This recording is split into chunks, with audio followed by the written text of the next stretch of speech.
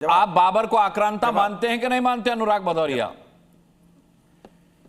देखिए, मैंने पहले बोला फिर रिपीट कर रहा हूं। हाँ। इस देश का मुसलमान कभी भी मुगल को अपना आदर्श नहीं मानता। अरे अभी आपके डिबेट में सैयद जवाब कह रहे बाबर में दिक्कत क्या है? अभी पूछा गया भाई, मैं अरे आप बोलने नहीं दोगे, आप एक गलत बोलने दे, मैं आपसे बात कर रहा हूं। बात पूरी होने दीजिए। देखिए मेरी बात, अगर आपने सवाल सैयद जवाब पूरी होने दीजिए। एक लाइन बोल के अगर आप चले जाएंगे तो ठीक नहीं है। नहीं बिल्कुल आप ही से बात करूंगा। नहीं, मेरी बात पूरी होने दीजिए। बाबर में दिक्कत क्या है सर, इन्हें बताइए ना। नहीं, पहले पूरी बात नहीं, मेरा सेंटेंस पूरा होने दीजिए। नहीं, सेंटेंस पूरा होने दीजिए। आधा सेंटेंस मत भागिए, वरना मैं डिबेट नहीं करूंगा। ऐसे नहीं होता। मैंने एक लाइन बोली, आप भाग लिए। अरे सबसे ज्यादा मेरी डिबेट में बोलते हैं आप। भाग के जाएंगे कहां, ये बताइए। भाग के जाएंगे कहां? सबसे ज्यादा मेरी डिबेट में बोलते हैं। बोलिए। इस देश में सुनिए, इस देश का मुसलमान कभी भी मुगलों को अपना आदर्श नहीं मानता है। वो एपीजे अब्दुल कलाम साहब को मानता है, मौलाना आजाद साहब को मानता है, अशफाक उल्लाह साहब को मानता है। ये लोग उनको अपना आदर्श मानते हैं और हिंदुस्तान मानता है।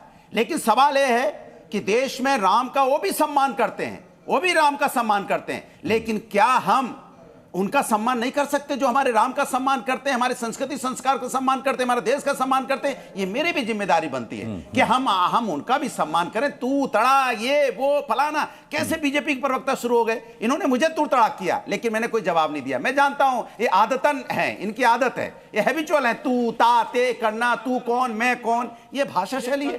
प्रभु राम की भाषा शैली, प्रभु राम को बोलते हैं, प्रभु राम को मानते हैं, और प्रभु राम की परिभाषा इस्तेमाल नहीं करते। भदौरिया को मानने वाले भाषा का इस्तेमाल करते, गोलियां चलाने वाले लोगों से हमें सीखने देखो चाहिए। ये प्रभु राम को कैसे समझाने आए हो। देखो इनकी भाषा, देखो जहां पर तिलक लगाने पर गोलियां चला देते थे, प्रभु राम जहां पर तिलक लगाने पर जो है केस लगा देते थे, हमको समझाने चले भटक गए हैं, हमें समझा रहे हो। इनको माफ अब जब थप्पड़ लगी है, ये पटरी से उतर गए हैं, ये सनातन को नहीं मान। ये जब थप्पड़ लगी है मुंह पे ना, तब कभी जाइए तुम लोग को।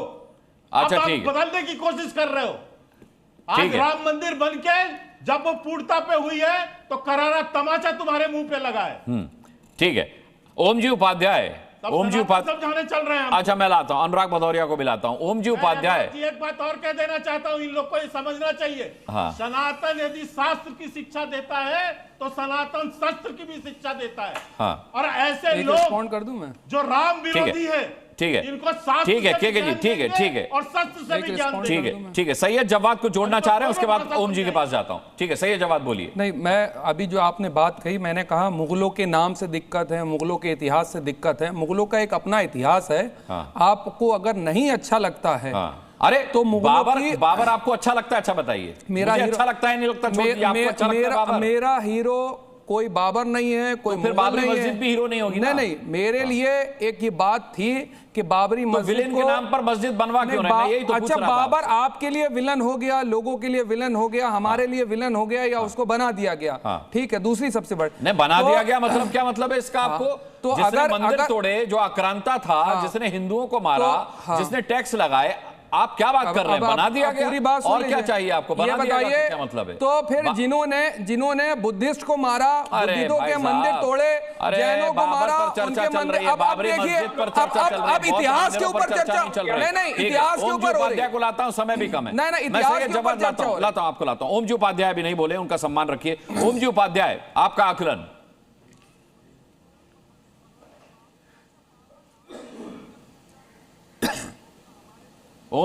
ओम जी, आपको मेरी आवाज मिल रही है? जी अब मिल रही है, बीच में आवाज गायब हो गई। अच्छा, धर्म ध्वजा जिस दिन फहराई गई है उसी दिन बाबरी मस्जिद के पश्चिम बंगाल में पोस्टर लगे हैं।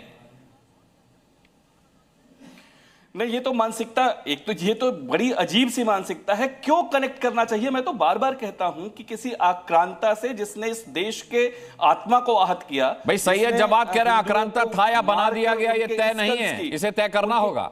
ओम जी नहीं, अब ये जब्बाद ने पता नहीं कौन सी किताब पढ़ी है, मेरा बड़ा प्रिय भाई है, पता नहीं कौन सी किताब उसने पढ़ी है, मैं सही किताबें दे दूंगा। जब्बाद पढ़ लो, वो आक्रांता ही था, यहाँ के लोगों को मारकर उनके स्कल्स का ढेर बनाया, हमारे धर्म और हमारे आस्था के केंद्रों पर प्रहार किया, मंदिरों को तोड़ा, इस देश को बाबर को लाया कौन हिंदुस्तान में? और ऐसे आक्रांताओं के नाम पर अगर बाबर को लाया कौन?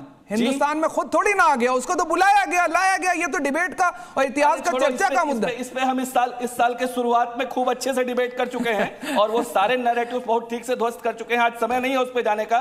बाबर को जो आप जोड़ते हैं कि सांगा ने बुलाया और वो बेकार की बातें हैं प्राइमरी सोर्सेज से, मैं तो बहुत ठीक से मतलब मीठा मीठा गप कड़वा कड़वा थू थू कि बाबर के आने की परिस्थितियां नहीं, ये सही है, वो छोड़ दीजिए। अभी उसके लिए अलग से डिबेट में अनुराग भाई से कह दूंगा, किताबें लेके बैठ जाइएगा प्राइमरी सोर्सेज, वो बेकार की बात मत कीजिए। लेकिन वो आक्रांता है, उसने इस देश को आहत किया या इसकी आत्मा को चोट पहुंचाया, बहुत खुल के मानिए। नंबर 1।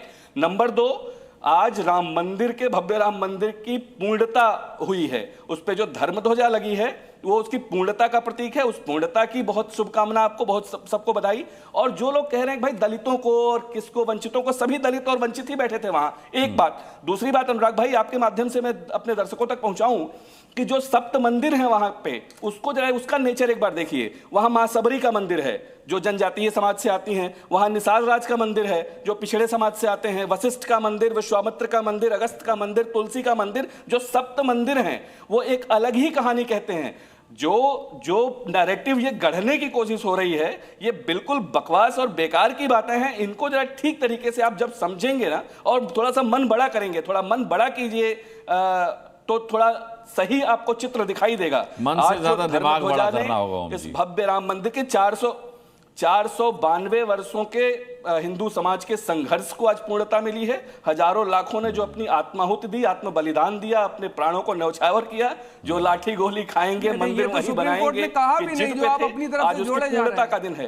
आज उसने डिसीजन में सुप्रीम कोर्ट ने ये नहीं कहा। ओम जी, अब राजनीतिक रूप से आप कुछ भी बना दीजिए, गढ़ दीजिए, लेकिन सुप्रीम कोर्ट ने अपने डिसीजन में ये नहीं कहा। प्रधानमंत्री अजमेर शरीफ की दरगाह पर चादर चढ़ाता है तो ये उसका निजी मामला माना जाता है, लेकिन जब मौजूदा प्रधानमंत्री धर्म ध्वजा फहराता है तो उसे राजनीतिक आयोजन कहा जाता है। सवाल ये है कि अगर आप कोई नैरेटिव गढ़ रहे हैं तो तथ्यों को मत नकारिए। आप ये समझिए कि जनता सब समझती है।